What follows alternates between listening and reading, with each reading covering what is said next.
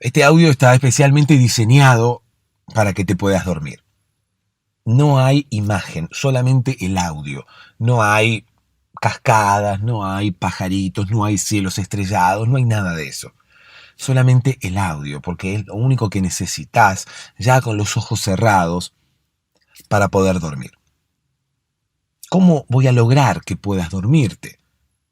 Bueno, como se hizo siempre, contándote una historia. Así como nos contaban a nosotros de niños un cuento antes de dormir, o incluso como podemos llegar a contarles hoy nosotros a nuestros niños. Es la única manera y es la más efectiva de distraer la mente, de entretenerla, para que luego sienta que no hay nada más importante para hacer ni para pensar más que dormir. Así es como me vas a escuchar decir un montón de cosas que parece que no tuvieran sentido. Me vas a escuchar hablar de muchas cosas que quizás no tienen relación entre sí. Me vas a escuchar contar historias quizás disparatadas, delirantes, incluso cómicas la mayoría de las veces, risueñas para que puedas dormirte con una sonrisa. Pero no estoy loco. Incluso vas a escucharme dar muchas vueltas antes de contarte la historia, antes de comenzar con la historia. Pero está diseñado así. Es todo a propósito. Toda esa aparente desconexión, todo ese aparente delirio, es justamente el que va a lograr distraer primero y luego aburrir tu mente para que te puedas dormir. ¿No me crees? Escúchame y comprobalo.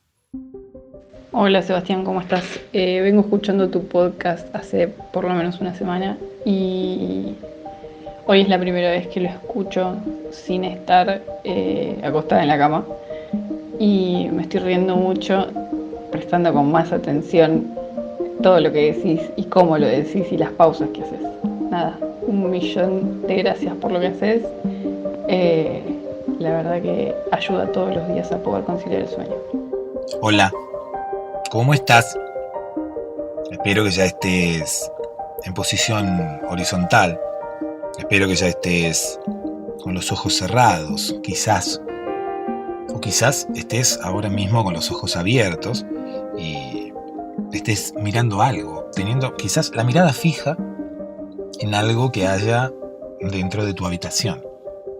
O quizás no, o quizás me estés escuchando con los ojos abiertos, pero porque no estés ahora mismo intentando dormir. Que también existe esa posibilidad. De hecho, estábamos escuchando recién a Lu, que nos contaba que ella no solamente escucha este podcast de noche, sino que también lo escucha al otro día. No es la primera, al otro día, o bueno, en otro momento, pero de día, no necesariamente acostada en una cama a punto de dormir. No es la única que me ha dicho esto y es por eso que quería no recalcarlo, sino quería comentar algo al respecto. ¿Por qué? Porque si bien este es un podcast para dormirse, es un podcast en el cual cuento historias. Y muchas personas me cuentan, muchos oyentes del podcast, me cuentan que no llegan a escuchar el audio entero. Incluso muchos me cuentan también que no llegan a escuchar ni siquiera la historia. Se duermen en la introducción y es por eso que después, quizás de día, quizás al otro día o en algún momento, pero no acostados, no a punto de dormir, sino despiertos, allí es cuando se ponen a escuchar de nuevo quizás ese episodio que escucharon la noche anterior para poder dormirse. Ese episodio que escucharon la noche anterior y que los hizo dormir, pero no saben en qué momento. Y no solamente no saben en qué momento, sino que no saben cómo terminó el episodio o incluso la historia. Algunas personas hasta me han dicho, mira, volví a escuchar el episodio al otro día o volví a escucharlo de día para saber qué era lo que estabas diciendo, por qué me pude dormir con lo que estabas diciendo, por qué con otras cosas anteriormente no me había podido dormir. ¿Qué era lo que estabas diciendo que me hizo dormir tan rápido? ¿Qué fue lo que dijiste que me hizo dormir? Quizás algunas personas desconfiaban de lo que pude llegar a haber dicho, porque quizás, bueno, ¿qué habrá dicho este señor? ¿Qué habrá dicho este hombre? ¿Habrá dicho algo extraño? Quizás me habrá hipnotizado.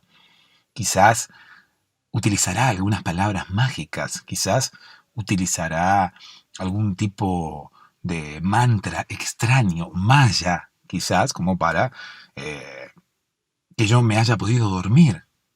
¿Qué palabras habrá utilizado? ¿Qué fue lo que habrá dicho? Y bueno, al otro día, cuando lo escucharon de nuevo, se dieron cuenta quizás que no decía nada extraño, que no invocaba a ningún dios azteca para poder hacerlos dormir. Simplemente intentaba distraer la mente de la persona que me estaba escuchando, para que esa persona pudiera en principio enfocarse en lo que estaba yo diciendo y luego sí dormirse. ¿Por qué? Porque lo que yo estaba diciendo no le interesaba demasiado. Es quizás bastante simple y a la vez no lo que yo hago. Me alegro muchísimo que a Lu le funcione y así a todos ustedes que ahora mismo están escuchando este podcast también les funcione y los ayude a dormir. Le mando un beso grande a Lu, que no solamente nos escucha de noche, sino que también nos escucha de día, pero no es la única, reitero. Incluso ha habido gente que ha desconfiado, creo, de alguna manera del podcast, pensando, bueno, ¿qué habrá dicho? Y no hay nada extraño. Pensemos que las historias son el método quizás más efectivo, quizás más antiguo también, para poder hacer dormir a la gente. Quizás haya otros métodos también muy antiguos, por ejemplo, contar ovejas. ¿Cómo me gusta contar ovejas? ¿No? Por ejemplo, yo podría ahora mismo, en vez de contarte una historia, contar ovejas. Entonces, bueno, no sería quizás demasiado efectivo porque me dormiría yo y no te haría dormir a vos. Si yo me pusiera a contar ovejas ahora, según el saber popular, lo que ocurriría sería que yo me dormiría. Entonces, bueno, no habría podcast. O sea, empezaría a contar ovejas y de un momento a otro quizás me dormiría y quizás el podcast quedaría en silencio. Entonces, como que no tendría demasiado sentido hacer eso. Pero si uno se pone a pensar, si nos ponemos a analizar cuál es el sentido de contar ovejas, es más o menos el mismo, más o menos emplea el mismo método que este podcast. Simplemente concentra la atención de la mente en algo diferente a lo que estamos pensando ahora mismo, que es justamente aquello que no nos deja dormir. Concentramos la mente, la atención en algo, como puede ser contar ovejas. Entonces empezamos a contar, ¿no? 1, 2, 3. Y seguramente, en el momento en el cual estamos contando las ovejas, nos hacemos una imagen mental de las ovejas. Yo, por ejemplo, contaba las ovejas y me las imaginaba dentro de un corral, ¿no? Con pasto verde el cielo de fondo y las ovejas eran como bastante morochitas. No eran morochas porque, claro, la lana de la oveja termina siendo como blanca, ¿no? Pero la parte de las patas y la parte de la cara eran como negras. Yo las recuerdo más o menos así. En un corral, y el corral creo que estaba como cerrado. No recuerdo que tuviera ninguna puerta, ni mucho menos. Lo que sí recuerdo es que cada vez que contaba ovejas para poder dormir, es como que cada vez que decía una, dos, cada una de las ovejas salía del corral. O sea, yo la sacaba mentalmente del corral y la ponía fuera. Entonces, parece ser que las ovejas dentro del corral eran infinitas. Y yo, a medida que iba contando, una, por ejemplo, la oveja salía y era como que volaba, flotaba desde dentro del corral hacia afuera, traspasaba la parte del, de las maderas del corral, de los troncos, no sé con qué estaba hecho, era algo de madera, seguramente porque tenía más o menos ese aspecto. Entonces la oveja salía del corral flotando, ¿no?, hacia arriba, cruzaba el corral y se ubicaba del otro lado, fuera. Entonces era como que tenía un montón de ovejas dentro del corral. De un lado, del lado derecho, estaba el corral y del lado izquierdo estaban las ovejas que se iban acumulando a medida que yo las iba sacando del corral, ¿no?, mentalmente. Todo esto ocurría, obviamente, de forma mental. Seguramente vos te habrás hecho otra imagen. Ahora mismo, cuando yo te estaba relatando esta imagen, seguramente te lo imaginaste. Seguramente pensaste en la imagen que yo te estaba describiendo. Quizás haya sido similar a la que vos en algún momento te hiciste en la mente cuando intentaste contar ovejas para dormir. Creo que todos en algún momento intentamos contar ovejas para dormir, porque era lo que nos recomendaban cuando niños, ¿no?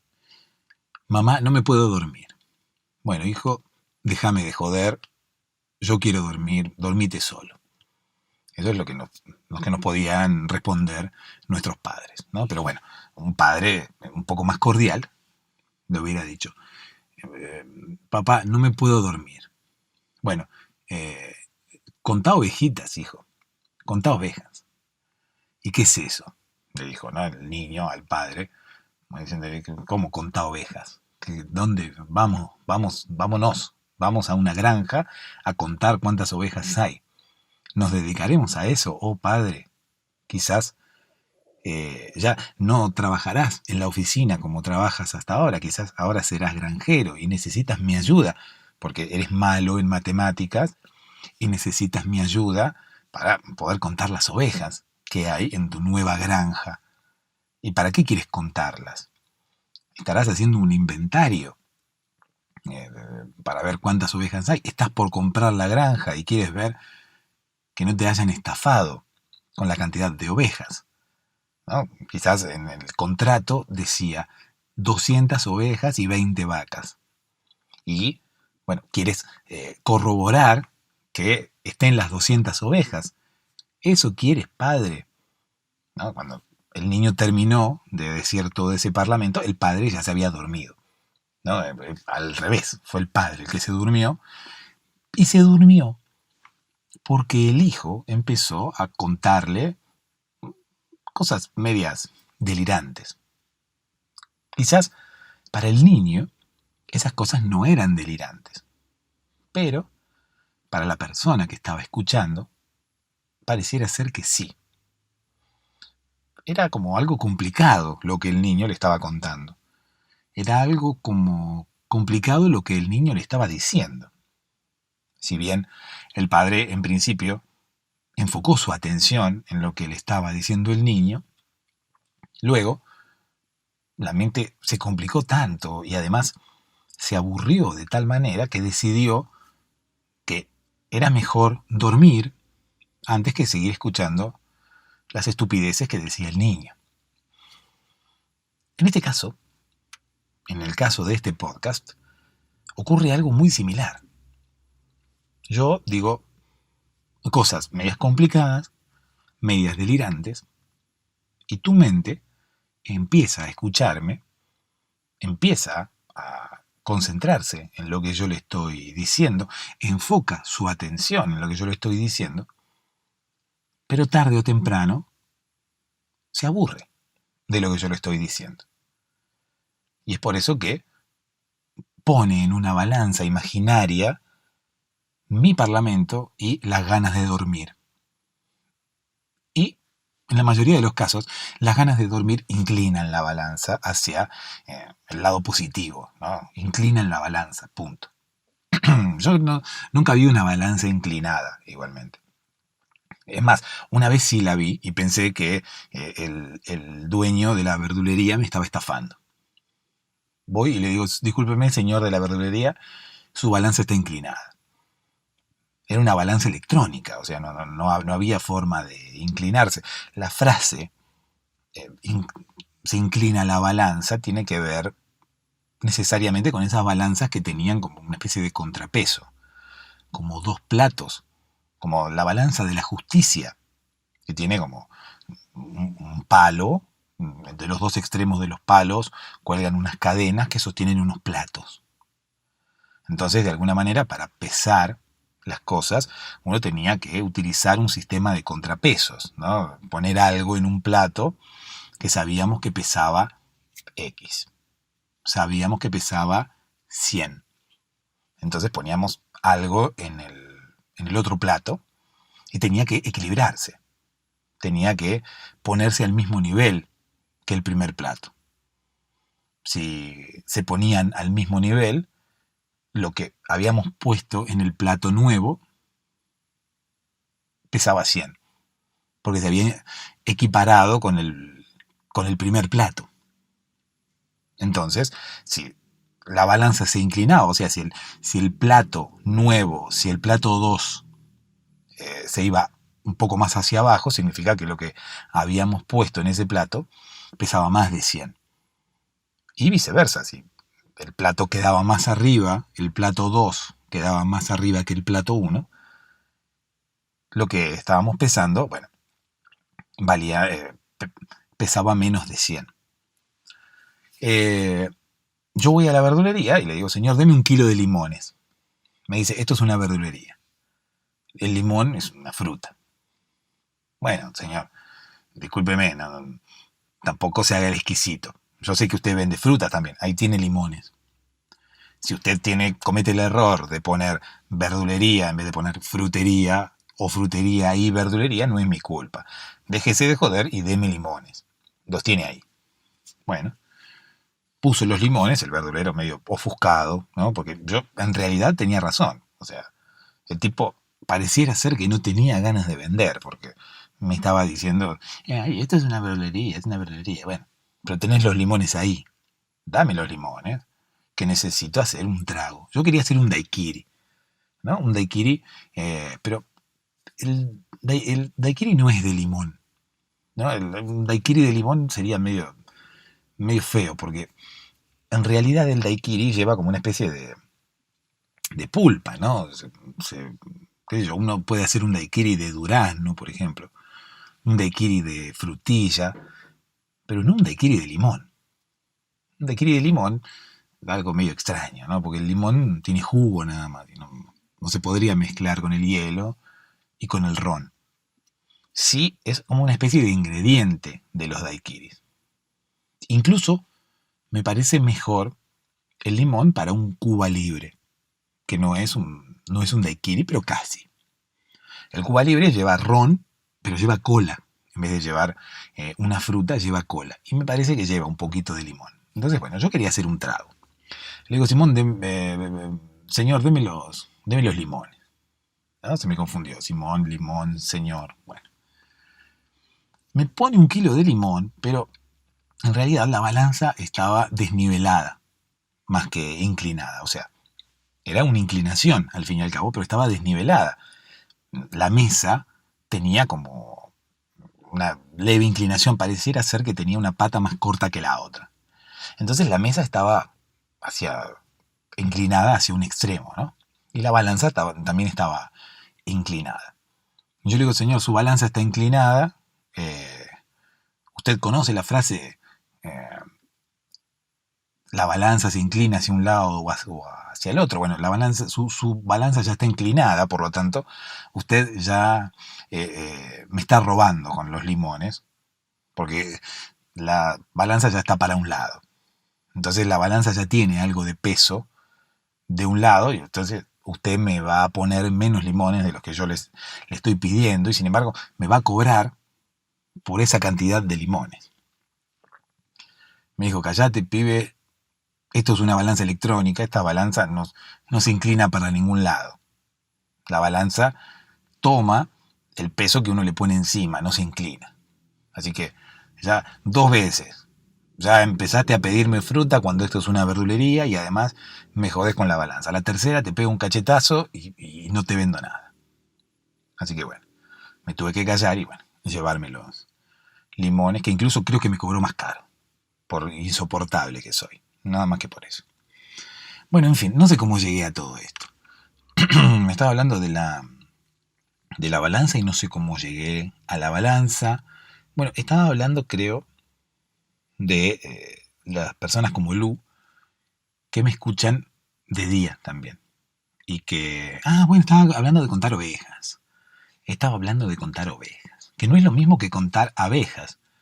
Uno cuando cuenta abejas corre el riesgo de que la abeja lo pique, ¿no? La oveja no lo pica a uno. Uno para contar abejas tiene que ponerse toda esa máscara, ¿no? Y ese traje que se ponen los apicultores para que las abejas no lo piquen. Es como una armadura, como para protegerse de las abejas. Pero las ovejas no pican. La oveja, como mucho, te puede llegar a morder. No sé. Pero bueno. Uno no tiene que ponerse un traje demasiado especial. En fin, el niño no quiso contar ovejas como le había recomendado su padre. Pero podemos extraer como moraleja que el padre, reitero, se aburrió luego de concentrarse en lo que el niño le decía. Por lo tanto, podemos hacer una especie de analogía como este podcast y darnos cuenta de que no hay un mantra azteca que yo recite en este podcast para que te puedas dormir, sino que simplemente te cuento una historia, pero esa historia te aburre, esa historia es media complicada, esa historia, si bien te puede llegar a atrapar al principio, luego las esposas esas que te pone para atraparte no son muy fuertes que digamos, incluso puedo llegar a entregarte las llaves, como para que te puedas escapar en el momento que quieras. De hecho, así ocurre. Tu mente se escapa y se duerme cuando se da cuenta que no le interesa demasiado lo que le estoy diciendo. El tema de las ovejas puede llegar a ser algo muy similar, ¿no? Las ovejas, nosotros contamos ovejas cuando niños para poder dormirnos. Yo sospecho igualmente que cuando nosotros contábamos ovejas era porque nuestros padres no tenían ganas de contarnos un cuento. Nuestros padres no tenían ganas de venir a contarnos una historia para dormir, entonces, o sea, no jodas, pendejo, conta ovejas. La contación de ovejas es una actividad muy personal, muy solitaria. La historia, a diferencia de la contación de ovejas, es una actividad que requiere de 2 personas, uno que cuente y otro que escuche.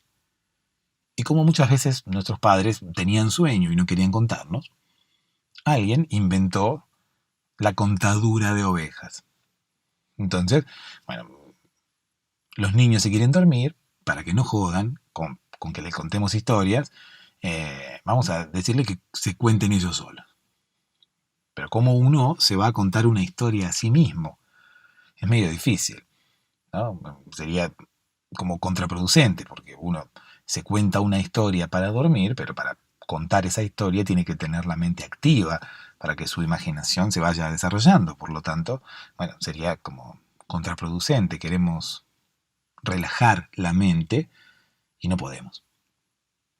¿Por qué? Porque estamos contando la historia, justamente. Así que necesitamos de otra persona que nos cuente la historia. Si queremos contar ovejas, bueno, es algo muy personal, muy solitario, es algo que se hace de a uno, es algo, qué sé yo, egoísta, por decirlo de alguna manera. Entonces, bueno, los padres haraganes han inventado la contadura de ovejas para que nos durmamos solos. Si alguna vez contaste ovejas para dormirte, quizás te hayas hecho una imagen diferente a la que yo me hice, a la que yo intenté describirte recién, a la que yo intenté contarte recién. Mi contadura de ovejas incluía un corral, incluía las ovejas morochitas, incluía el cielo e incluía unas ovejas que yo iba sacando y poniendo a la izquierda. Quizás la imagen que vos tenías de cuando vos contabas ovejas era diferente, quizás estaban todas las... y estas ovejas que yo utilizaba eran ovejas tipo caricatura, ¿sí? Eran ovejas como, no sé, no eran ovejas reales.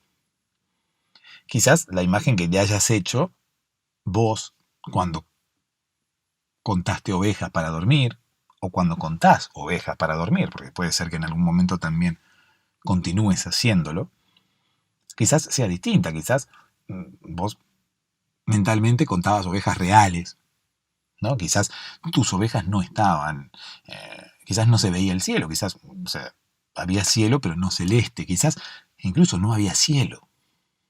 Quizás tus ovejas no estaban dentro de un corral, quizás tus ovejas no eran morochitas, quizás ponías las ovejas que ibas contando del lado derecho. Todos nos hacemos una imagen diferente, no solo cuando contamos ovejas, sino en general, cuando nos cuentan una historia, todos nos hacemos una imagen diferente, mental, acerca de las cosas, acerca de lo que vamos escuchando, acerca de lo que nos van contando. Entonces, bueno, eso es producto de la imaginación. Eso es lo que cada uno tiene en su cabeza, incluso que cada uno puede haber extraído de algún lugar previo. Yo seguramente saqué esa imagen de las ovejas de alguna caricatura que he visto en algún momento de niño. Y cuando me dijeron, contá ovejas, yo seguramente me hice esa imagen mental porque tenía una imagen de una oveja que seguramente vi en alguna caricatura en algún momento, e inmediatamente cuando me dijeron oveja, mi mente recurrió a mis recuerdos y en mis recuerdos estaba esa imagen de las ovejas, y cada uno seguramente tendrá una imagen diferente. Incluso ahora mismo, cuando yo te contaba mi imagen de las ovejas, seguramente te hiciste una imagen diferente a la que yo tenía en la mente. ¿Por qué? Porque cada una de las mentes humanas es diferente. Y todos tenemos recuerdos diferentes dentro de la cabeza, dentro de la memoria. Yo igualmente creo que el tema de contar ovejas no es del todo, como quien dice, del todo efectivo. Porque al hacerlo uno mismo, es muy fácil que se desconcentre. Yo me desconcentraba, por ejemplo, muy rápido y nunca llegaba a dormirme contando ovejas. ¿Qué sé yo? Empezaba a contar una oveja, ¿no? Una, y la sacaba del corral, la ponía al lado. Dos, y la sacaba. Tres, y a la tercera ya por ahí estaba pensando en otra cosa. Porque no había nadie que me guiara. Me parece mucho más efectivo el tema de contar una historia y no necesariamente contar ovejas. Más que nada por una cuestión personal. Esa misma razón por la que contar ovejas es algo particular, es algo personal, esa misma razón por la que los padres haraganes pueden lograr que sus hijos se duerman solos, quizás es la razón que no nos permite dormir. Quizás la holgazanería de los padres que no quieren contar historias para que se duerman sus hijos, logra justamente que sus hijos no se puedan dormir. Yo creo que la contadura de ovejas nunca, no sé, me parece como que no es muy efectiva, que digamos. Reitero, uno tiene que hacerlo solo y es muy fácil que uno se desconcentre porque no hay una guía. Es por eso que yo hago este podcast. Yo aquí cuento una historia y vos no necesitas tener, si bien necesitas estar concentrado o concentrada, no necesitas tener en funcionamiento tu mente de una forma activa. Entonces tu mente se relaja y escucha, pero recibe la información de forma pasiva. Cuando uno cuenta ovejas, la mente está activa y es muy fácil que se vaya para cualquier lado. Es muy fácil que se desconcentre también, porque es uno mismo quien tiene que mantenerse concentrado. A diferencia de escuchar una historia que al fin y al cabo la persona que te está contando la historia es la responsable de que te quedes atento, de que estés allí escuchando y de que estés prestando atención. Cuando uno lo está haciendo solo, bueno, la mente dice, bueno, ¿qué hago acá contando ovejas? O sea, no, mejor vamos a pensar en lo que estábamos pensando antes. Y allí es a donde volvemos a lo mismo, ¿no? A donde volvemos a esos pensamientos que no nos dejan dormir. No hay un mantra azteca ni maya. Simplemente hay una historia que no empezó todavía. En realidad hay un audio, hay un episodio completo que incluye una historia, pero que también tiene toda esta introducción en donde a veces mezclo historias, donde a veces reflexionamos, que a veces duran un poco más, a veces duran un poco menos. Pero estas introducciones también tienen el mismo objetivo que la historia. Captar tu atención al principio y luego ir aburriéndote paulatinamente.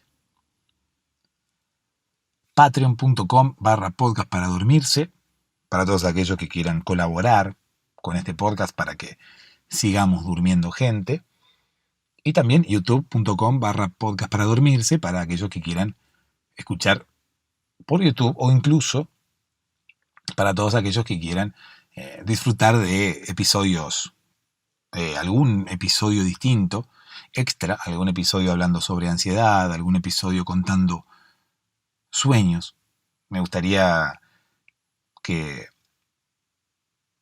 una determinada cantidad de episodios que estoy haciendo, en los que estoy contando los sueños, también se vea retroalimentada por los sueños de ustedes. Así que todos aquellos que me quieran contar sus sueños, el número telefónico está allí en la descripción del episodio para que me envíen un audio a través de WhatsApp, ¿sí? Como lo hacen habitualmente para comunicarse conmigo. Ahora sí, déjame que te cuente una historia. Esta es la historia del niño que contaba ovejas. Como obviamente ya hablamos de las ovejas, vamos a contar la historia del niño que contaba ovejas y el niño que desconfiaba de su padre. ¿Por qué? Porque su padre no quería contarle una historia para dormir. Su padre quería que se durmiera solo.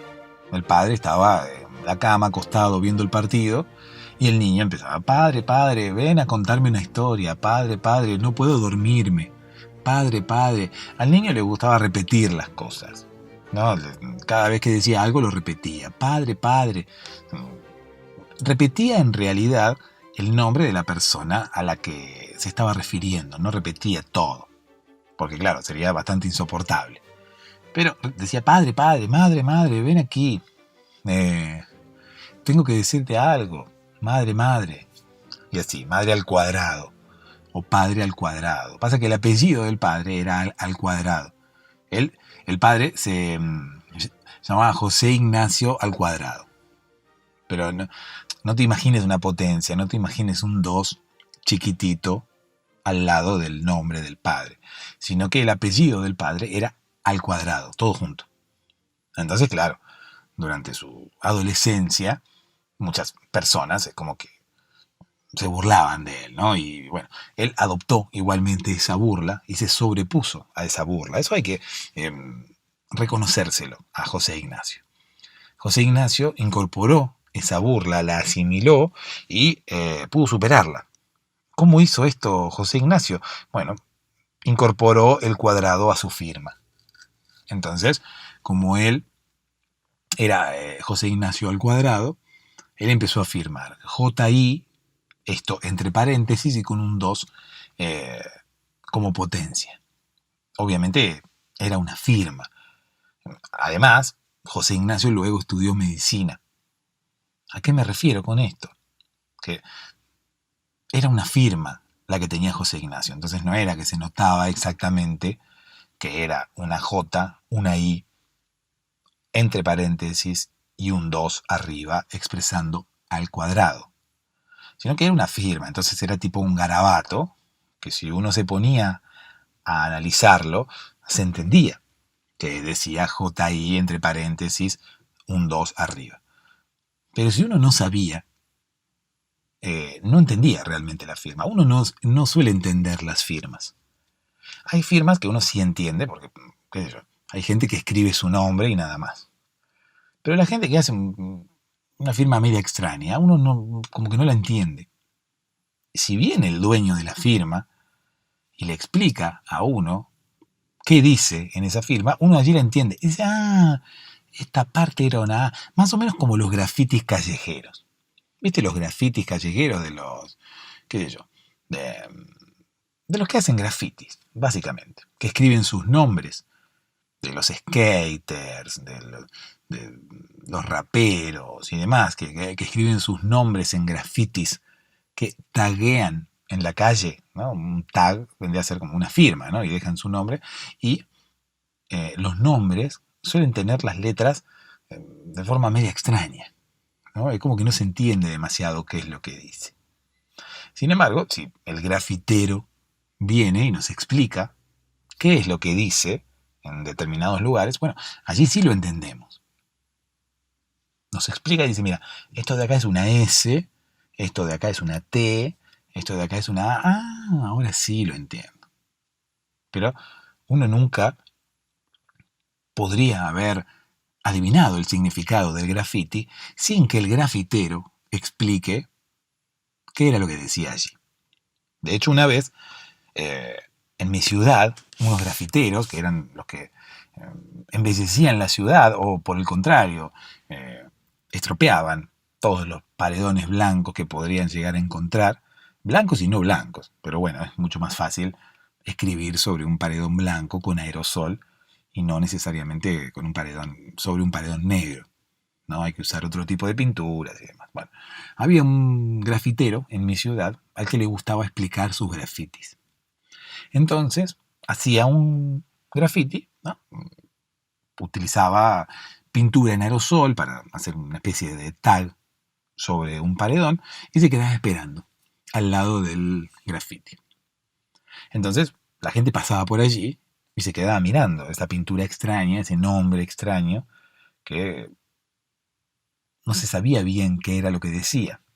Entonces, por ejemplo, una vez pasó una señora, vino el grafitero, escribió su nombre, ¿no? De forma media extraña, qué sé yo, y se quedó parado ahí al lado. Y pasó una señora con la bolsa del supermercado. Pasó una señora y se quedó mirando el grafiti como sin entender qué es lo que decía. Entonces nuestro grafitero le dijo, mire señora, mire, esto de acá es una S, ¿ve? Esto de acá es una T. ¿Ve que está media así? Bueno, la parte de arriba de la T se funde con la S y esto que sigue es una O. Entonces, bueno, el nombre decía Stone Age, qué sé yo. Entonces la señora se quedó mirando, ¿no? No entendía demasiado qué es lo que le estaba explicando nuestro amigo el grafitero. ¿Ve? Esto es una N Y la N, con esta parte de sombra, pareciera ser que sale de la O. ¿Me entiende, señora? La señora se lo quedó mirando. Le dijo, discúlpame, niño, pero ya llamé a la policía porque este paredón es mío y me lo acabas de estropear todo. Ayer lo pinté de blanco y me lo acabas de estropear. Así que mejor que te vayas corriendo porque va a venir la policía y te va a llevar preso. Obviamente nuestro grafitero metió sus aerosoles en la mochila y se fue, ¿no? Gracias a la señora que le avisó. Nunca supimos, en realidad, si la señora era realmente la dueña del paredón blanco o no.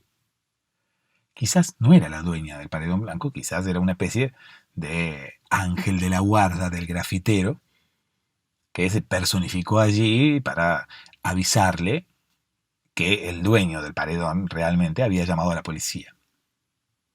La señora era una señora que nadie había visto nunca en el barrio. Incluso venía con una bolsa de supermercado cuando en ese barrio no había supermercados.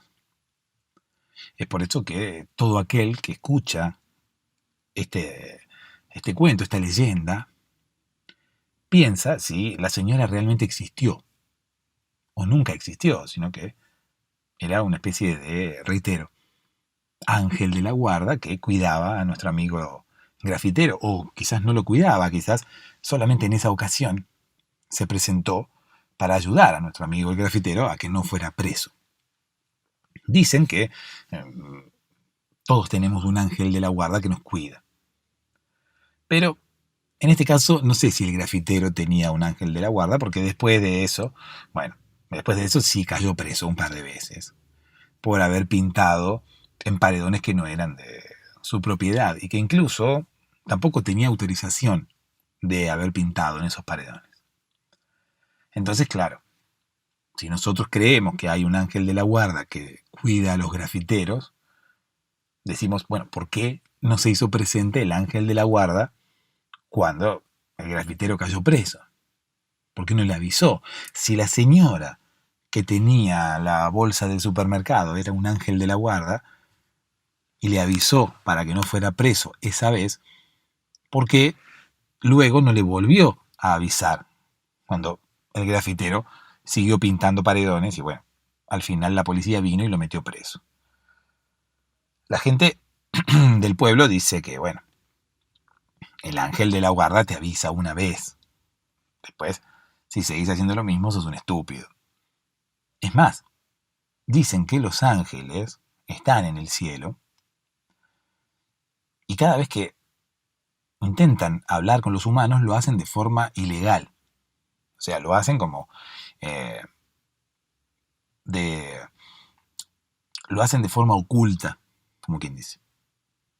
¿Por qué?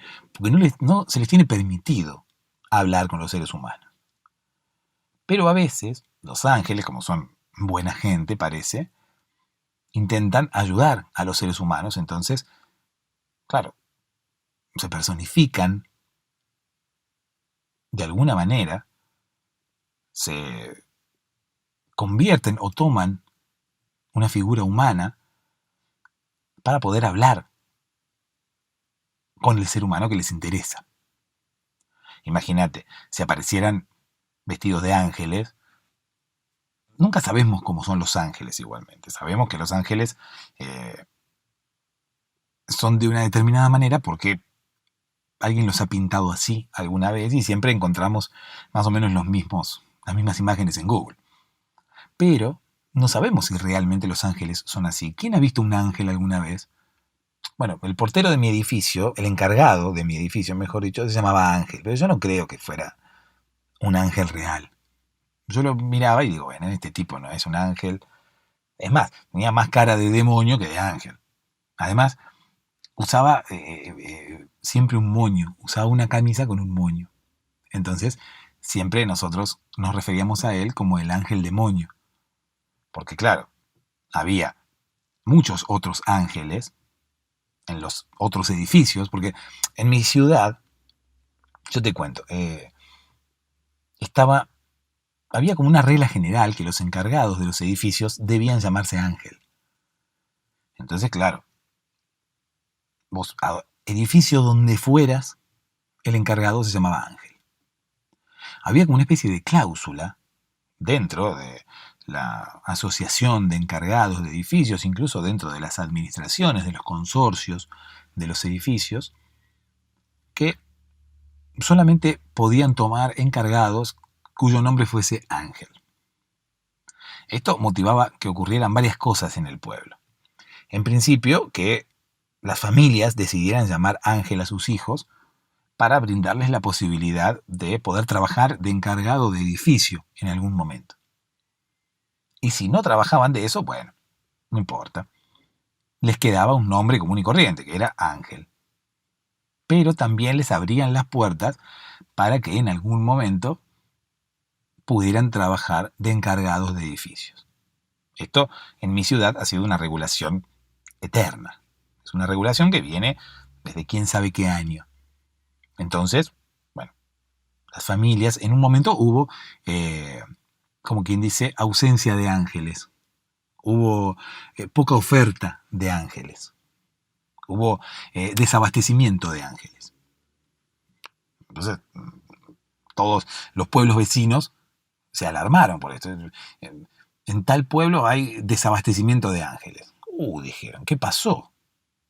Sabían que mi pueblo era muy religioso y pensaban que, no sé, tenía que ver con algo bíblico. Pensaban que en nuestro pueblo quizás había gente que había sido poseída y que estaba endemoniada.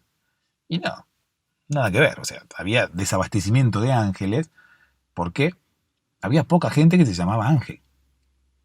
No había mucha gente que llevara ese nombre, por lo tanto, bueno, era como imposible contratar encargados nuevos para los edificios, porque no había gente que se llamase Ángel. Y había una cláusula, reitero, que decía que los encargados de los edificios de mi ciudad tenían que llamarse Ángel. No había posibilidad de que se tomara a ninguna otra persona que no se llamara Ángel. En un momento hubo desabastecimiento de ángeles. Estábamos pidiendo ángeles a los pueblos vecinos. Entonces los pueblos vecinos, claro, ¿cómo están pidiendo ángeles a este pueblo? ¿Qué pasó? ¿Por qué? Cada pueblo tiene sus ángeles. Arréglense con sus ángeles. Que demasiado pocos hay y encima le tenemos que andar prestando nosotros nuestros ángeles al pueblo de ustedes. Y nosotros intentando explicarle que no queríamos ángeles con alas para que nos cuidaran, sino que queríamos personas que se llamaran Ángel. Porque la regulación no especificaba si el ángel tenía que ser oriundo de mi mismo pueblo. No sabíamos si tenía que ser oriundo de la misma ciudad. Por lo tanto, como nos quedaba esa duda, bueno, venían ángeles de pueblos vecinos. La cosa era cubrir los puestos de encargado. Luego de este desabastecimiento, al final, bueno, se pudieron cubrir los puestos con ángeles de pueblos vecinos. Pero las familias como que se avivaron, por un lado, y por otro lado, quisieron colaborar con el futuro del pueblo. Entonces dijeron, bueno, para cuando se mueran estos ángeles, nosotros vamos a ponerle ángel a nuestros hijos. Entonces, cuando nuestros hijos sean grandes, podrán suplantar, cuando los encargados se jubilen, no es necesario tampoco que se mueran, cuando los encargados se jubilen, nuestros hijos podrán reemplazarlos.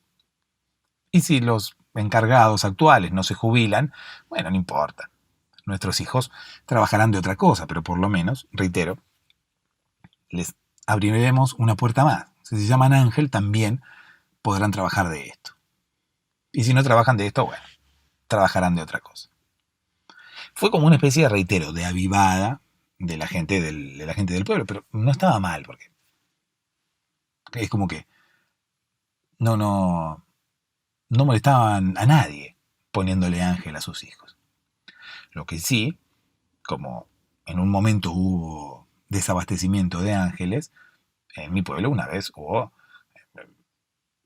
demasiados ángeles. Es más, hubo más ángeles de los que puedan llegar a entrar dentro del pueblo. Llegó un momento en el cual casi todos los integrantes del pueblo se llamaban Ángel. Incluso las hijas mujeres de los matrimonios llevaban por nombre también Ángela. Porque claro, habíamos empezado con todo esto del feminismo y demás, entonces las familias protestaron, las mujeres de las familias protestaron y dijeron, ¿por qué los encargados de los edificios la mayoría de las veces son hombres? Exigimos también que sean mujeres, que tengan la misma posibilidad. Bueno, el consorcio se reunió y dijeron, bueno, está bien, pero hay una cláusula que no podemos saltear. Las mujeres que quieran aspirar a ser encargadas de edificios tienen que llamarse Ángela. Como los hombres se llaman Ángel, las mujeres tienen que llamarse Ángela. Bueno, muy bien, dijeron. Entonces, todos los matrimonios empezaron a abrirle las puertas laborales del futuro a sus hijas y les empezaron a poner de nombre Ángela. Llegó un momento que en mi pueblo, reitero, todo el mundo se llamaba o Ángel o Ángela. Entonces era un descontrol, imagínate, todo el mundo se llamaba más o menos igual. Entonces venía uno y decía, che, ¿lo viste a Ángel? ¿Qué Ángel? Y había que explicar qué Ángel, porque claro, estaba lleno de ángeles, todos eran Ángel. Incluso, no sé, presentabas a alguien, ¿no? ¿Y quién es este? Este es el marido de Ángela. ¿De qué Ángela? Si todas las mujeres se llaman Ángela. Se tornó bastante difícil la vida en el pueblo, ¿no? Agradecí que era un pueblo de Estados Unidos. Entonces parece como que en Estados Unidos las cosas son más simples, ¿no? ¿Por qué? Porque estamos en un país del primer mundo. Entonces ya con eso ya se nos facilitan las cosas. ¿Qué hizo el gobierno de los Estados Unidos? Rebautizó nuestro pueblo. Nuestro pueblo se llamaba Claraboya. Era el pueblo de Claraboya. Era un pueblo que estaba en Estados Unidos, ¿no? Entonces era el pueblo de Clearboya. Nosotros le decíamos Claraboya porque éramos todos descendientes de latinos. Era el pueblo de Claraboya. De hecho, era el pueblo de Claraboya. Siempre fue el pueblo de Claraboya, pero bueno, cuando pasamos a ser territorio estadounidense, rebautizaron el pueblo y le pusieron Clearboya. Clearboya. Pero bueno, nosotros siempre nos llamamos Claraboya, ¿no? Igualmente, lo que hizo el gobierno de los Estados Unidos, al ver, bueno, la cantidad de ángeles que había en el pueblo, rebautizó el pueblo y le puso Los Ángeles, justamente. Y así, bueno, es como hoy Estados Unidos tiene un pueblo que se llama Los Ángeles. Es nuestro pueblo que estaba repleto de ángeles, había superpoblación de ángeles. Como en un momento hubo desabastecimiento, ahora había superpoblación, había exceso de oferta de ángeles. Por lo tanto, claro, los ángeles estaban muy subvaluados. Había demasiados ángeles, o sea, la oferta superaba la demanda, entonces como que nadie quería un ángel. Imagínate, cuando hay muchos, como que nadie los quiere. Cuando hay pocos, todos quieren un ángel y bueno, obviamente los ángeles se evalúan más. Cuando hay pocos, bueno, se venden al mejor postor. Es ley de oferta y demanda. La ley de oferta y demanda funciona también con los ángeles. Los ángeles no son la excepción a la ley de la oferta y la demanda. En fin, mi encargado, ¿sí?, era el ángel demonio. Siempre le dijimos así. Los encargados de los edificios suelen usar camisa. Y nuestro encargado usaba también un moño. Entonces, bueno, era justamente el ángel demonio, lo habíamos bautizado así. A él no le gustaba que le dijéramos el ángel demonio, en principio porque era una persona muy cristiana. Entonces, bueno, a él no le gustaba nada que tuviera que ver con el demonio, ¿no? Pero bueno, convengamos que él era el demonio. Entonces, bueno, no sé, siempre tuvimos la duda, ¿no? Siempre tuvimos la duda de si él solamente usaba un moño o realmente era el demonio. De hecho, mucha gente se refería a él como el demonio. No solamente nosotros le decíamos el ángel demonio, sino que mucha gente se refería a él como el demonio. ¿Viste al encargado? ¿Qué encargado? Le decíamos nosotros. El que está siempre acá, el demonio. Entonces, bueno, se ve que la gente tenía acceso a otra información que nosotros no teníamos. Quizás en nuestro pueblo, en algún momento, se había librado una de las batallas más épicas de la historia del universo, que era quizás la batalla entre los ángeles y el demonio. De hecho, todos los encargados de los otros edificios, que también se llamaban Ángel, reitero, no lo querían al encargado de mi edificio. Estaban peleados con él. Y yo nunca supe por qué. Porque el encargado de mi edificio parecía ser alguien bastante agradable, bastante cordial, bastante atento. Era una persona muy respetuosa. Pero, por alguna razón que nunca llegamos a saber, los encargados de los otros edificios no lo querían. Quizás, ahora entiendo, quizás no lo querían porque era el demonio. Los otros encargados no usaban moño. Ahora recuerdo, los otros encargados tenían una camisa, una remera abajo, horrible, una remera abajo de la camisa, no sé, ¿a qué se le ocurre usar una remera abajo de la camisa?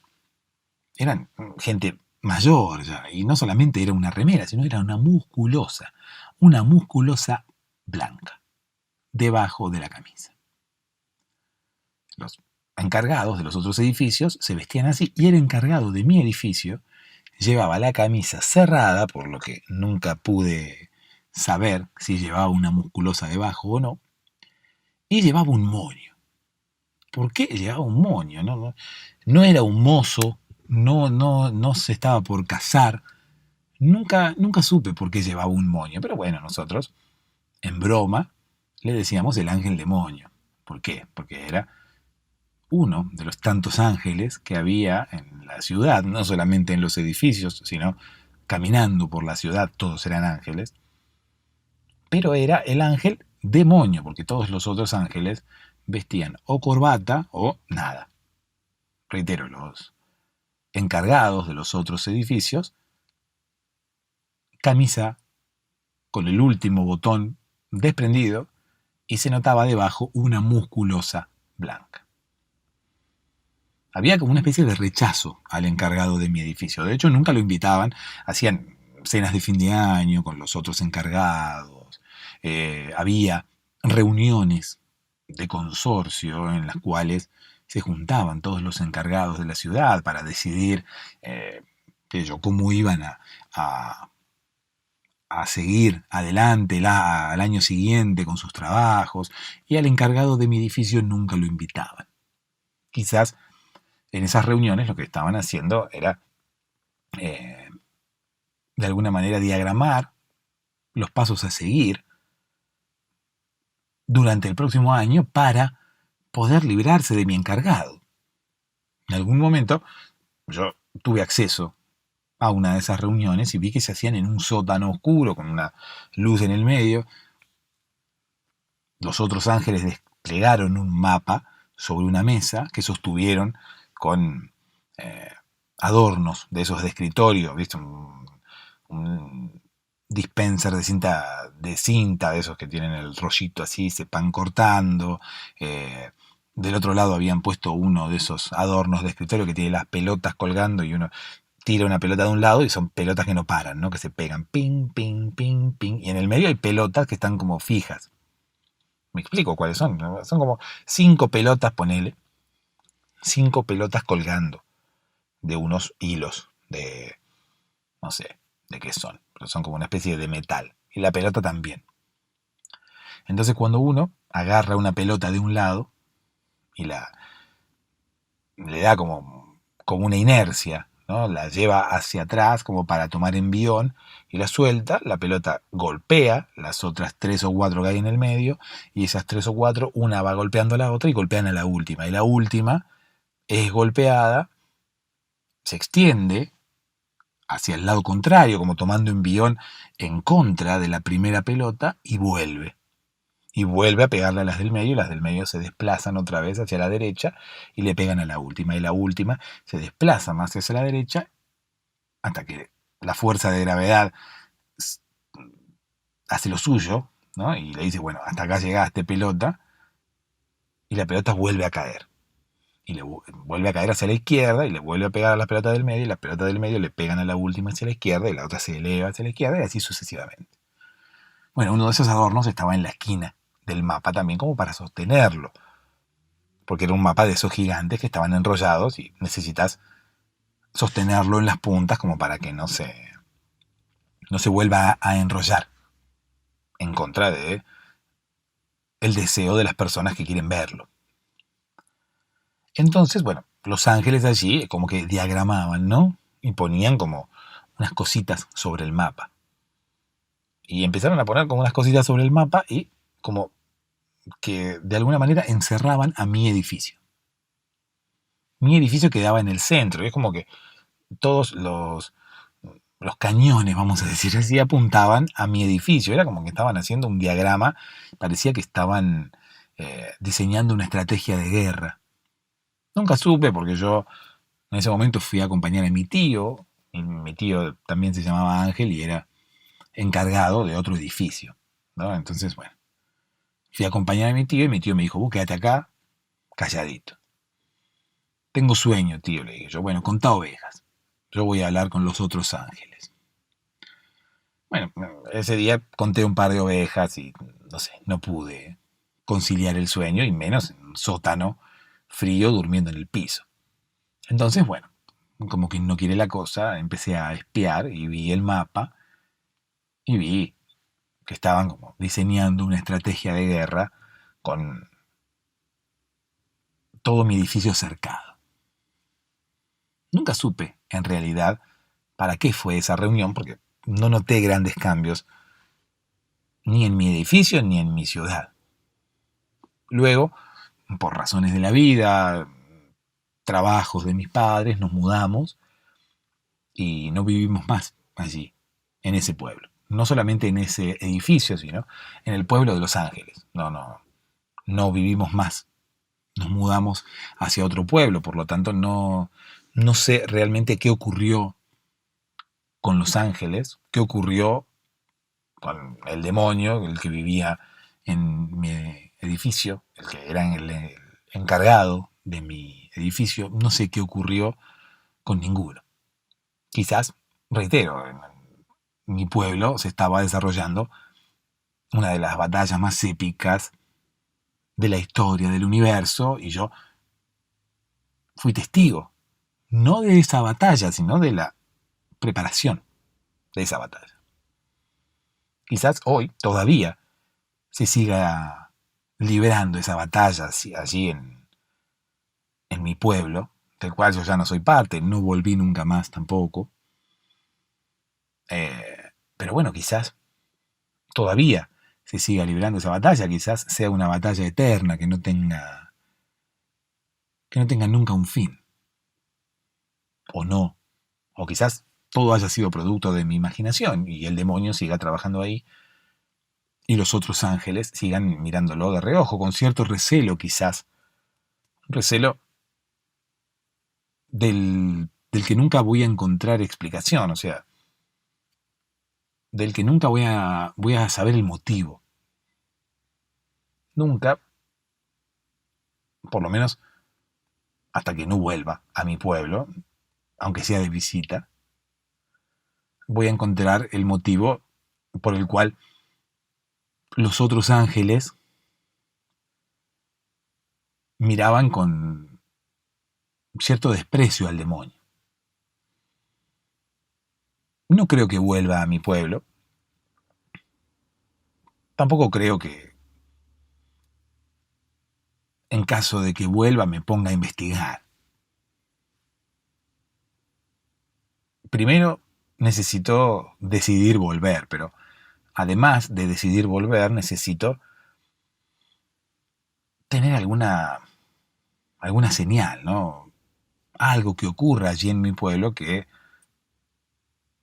despierte mis ganas de investigar. Yo ahora mismo soy investigador privado. pero no en mi pueblo. Soy detective. Intento desenmascarar parejas infieles.